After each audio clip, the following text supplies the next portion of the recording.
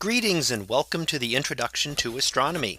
In this lecture video, we will talk a little bit about astronomy and science. So some of the things that we look at in an astronomy course, some of the different objects that astronomers study, and then why do we want to study astronomy at all? And what do astronomers use the scientific method? We want to discuss how that works in astronomy and in general. So those are a few of the things that we're going to go over in this lecture. So let's start off with, first of all, what is astronomy? Well, most simply put, astronomy is the study of the universe and everything in it. So anything that we see in the universe is part of the study of astronomy.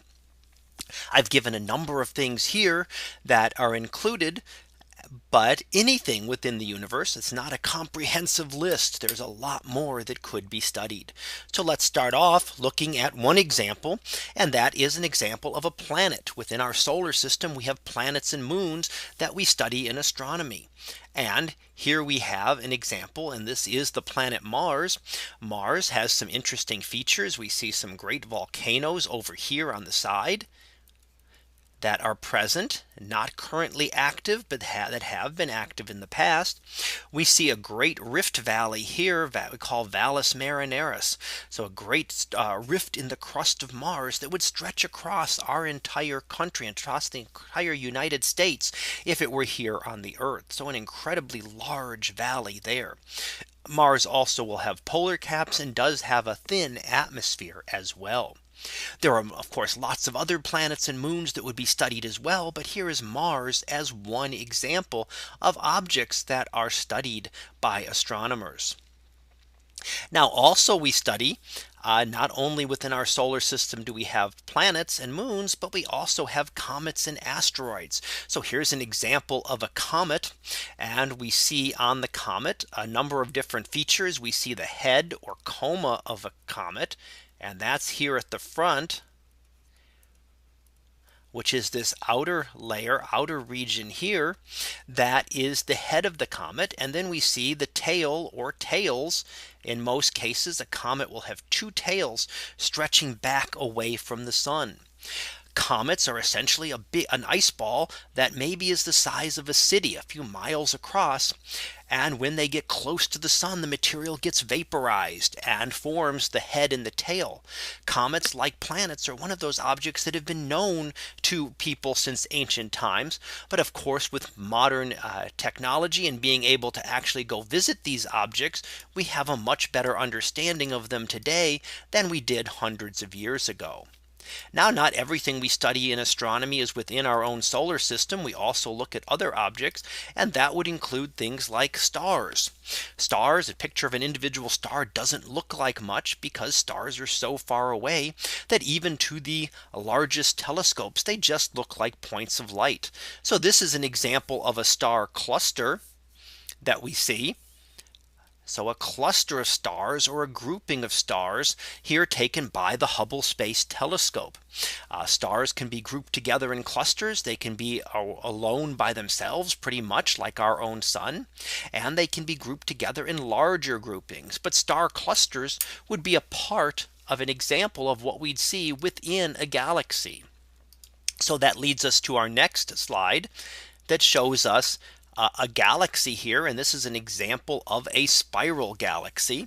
So galaxies come in different types, and spirals are one example. Our own galaxy is a spiral galaxy, and you can see coming from the central portion here that there are spiral arms that stretch out and around the galaxy as it sits here. So we see those spiral arms. That's where a lot of the stars are forming within the galaxies. We would also see star clusters forming within the galaxy, as well as other objects that we would look at.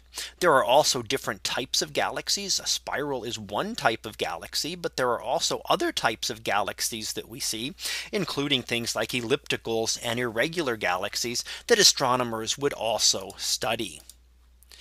As we look at others, one of the other things that we can see is nebulae. So within the galaxy, there are also nebulae. Nebulae come in different types. This is one example, and this is an example of a supernova remnant. So what we have here is the remnant of a supernova that occurred a long time ago. And this is the remnant of it, not seeing the supernova of itself, but we are seeing the remnant, what the material left behind. And what happened visible here on Earth in 1054 was a really bright star, what we called a supernova. Nova is a new star, and a supernova was an extremely bright new star and became one of the brightest objects in the sky. And a supernova can actually be visible during the daytime. And in the nearly 1000 years since this supernova was seen to occur, the material has been expanding outward, and you see the filaments and structures within that nebula as it expands outward, as it has been doing so for nearly 1000 years now. Now at the center of this nebula in this case would be a neutron star, the collapsed core of the star left behind, the mass of the sun, or even a little bit larger, and the size would be the size of a city, maybe about 6 or so miles across. So compacted down to extremely dense levels, not quite a black hole, which is our next topic, but very, very close to it, and something that we call a neutron star. Now, as I said, black holes were the next thing to look at. So let's look at the black hole here. How do we get an image of a black hole? Well, we don't. This is actually an artist's conception or drawing of what we believe a black hole would look like. So the black hole itself is invisible because it is matter that has condensed down so much that even light cannot escape from it. So nothing escapes from a black hole because nothing can travel faster than light. However, outside what we call the event horizon of a black hole, which is the point from which light can no longer escape, again, we call that the event horizon. Then when we're further out than that, then material can escape. And here we're seeing, as the artist conceives, and some black holes seem to be doing, that material is being pulled from a companion star and then spirals in and around in towards the black hole. That gives the black hole a source of energy, and then allows us to see the material around the black hole as it is heated up to incredibly high temperatures.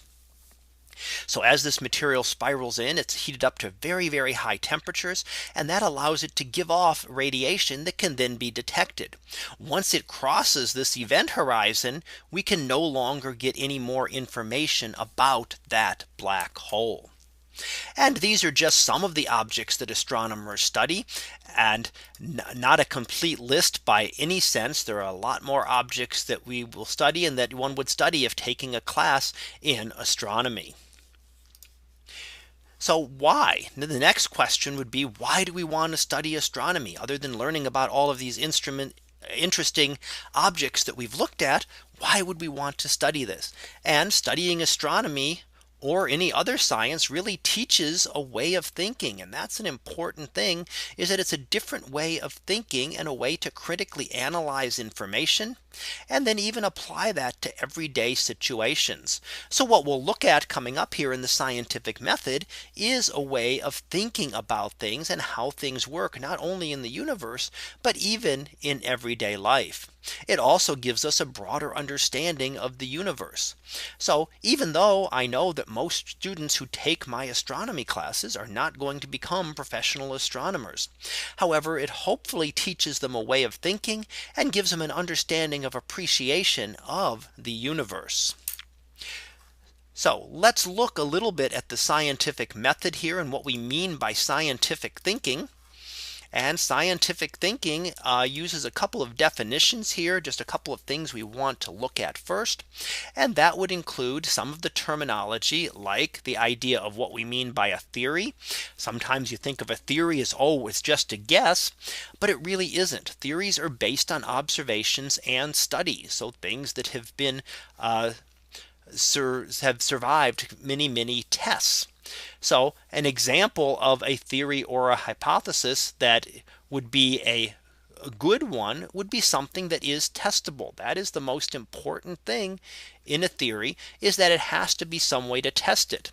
If we come up with a theory that Einstein was the greatest scientist in the history of mankind, then that would not be something that we have any way to test. It's not something that is testable. Or the Mona Lisa is the greatest painting ever done. That is not something we can test. It is a matter of opinion. An example of something that we could test as a scientific hypothesis would be that the moon is made of green cheese.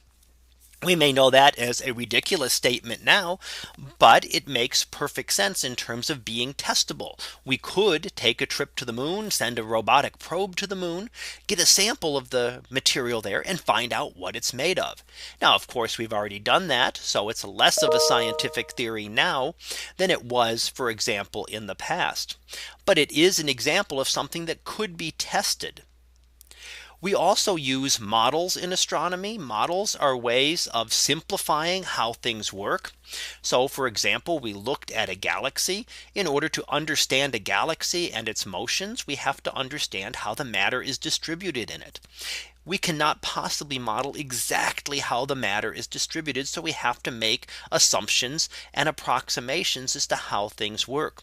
We use this in a number of cases, ways of simplifying how things are, to be able to make us better able to model them, simply because it is not possible to model to calculate the exact position of every atom within a galaxy to be able to figure out how it's going to work. We have to make specific assumptions, and that's what we mean by a model. And we have to take that into account when we think of how things are determined from models, that we did make a number of simplifications going into them, and that may have an impact on our final results coming out of the model. Now, coming back to hypothesis, we've kind of looked at that when we talked about theory. The difference between a theory and a hypothesis is that a hypothesis is more the moon is made of green cheese up here, that we've just given some general idea as to, maybe this is what the moon is made up of. Whereas a theory is something that has been tested over and over, something like the theory of relativity, something that has been significantly tested and tried over a good period of time. But a hypothesis, again, is a proposal that we'll give to explain some observation that we see. So an example here is we see the observation, something that we don't debate, is that the sun rises in the east every day. What is open to interpretation is why that occurs. So this is the observation that we see, and this is the possible explanation. Why does it occur? And the sun orbiting the earth, or we may want to say that the earth spins. A completely another example of how we can explain that the sun rises in the east and sets in the west every day could be that the earth is spinning. And each of these would make other predictions, and you would then use that to test your hypothesis and find out which one best supports it. And this all leads us to this idea of the scientific method. So we'll look at the scientific method here. And it is, again, a way of thinking. So it has a starting point. It starts with some observation that is made, but it has no ending. So you can start it, you observe something happens, but in key, it never ends. We are always continually modifying our theories, modifying our hypotheses to have them better fit the observations, to get better models that better explain what is going on in the universe. So you start with that observation, you come up with a hypothesis that explains that observation. And as I mentioned before, the key is that it must make some kind of testable prediction, something that you can test. Once you do that, you test your predictions and make more observations. And then one of two things could happen. One is that your predictions could be found to be correct. Great. That is that's good, but you're not done. So you're not done even if this is the case. You don't stop once my predictions are correct. My predictions are correct. My model was correct. It's now perfect. And that is exactly how things work. You continue on, you make more predictions, you refine your model, try to find out where it works and possibly where it does not work.